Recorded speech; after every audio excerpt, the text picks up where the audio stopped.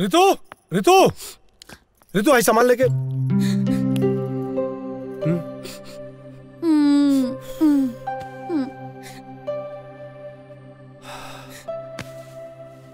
का भइल? हेलो। हाँ भाई। हाँ गौरी शंकर।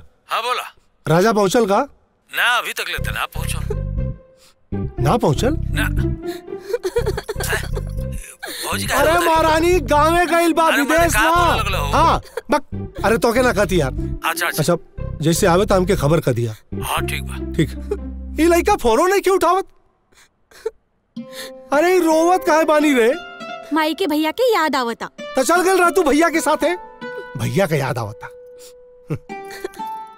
अरे अरे तो मुंह काहे फुलौले बाड़ू भाई?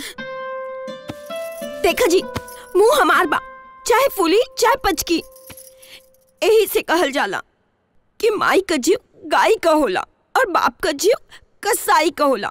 अच्छा बापे के जीव कसाई का होला? अरे दुश्मन ना ही बेटा हूँ हमार, लेकिन कब तक जिम्मेदारी संभाली और तुम ही बिगड़ ले बाड़ू ओकरा के। देखी हम बोल देता नहीं। माई तू चुप रहा। तू बस हमके ही चुप करावा, अपने बाबूजी से कुछ मत कहिए, हम चाहता नहीं। अरे तू अरे अजीब मेहरारू है भाई है?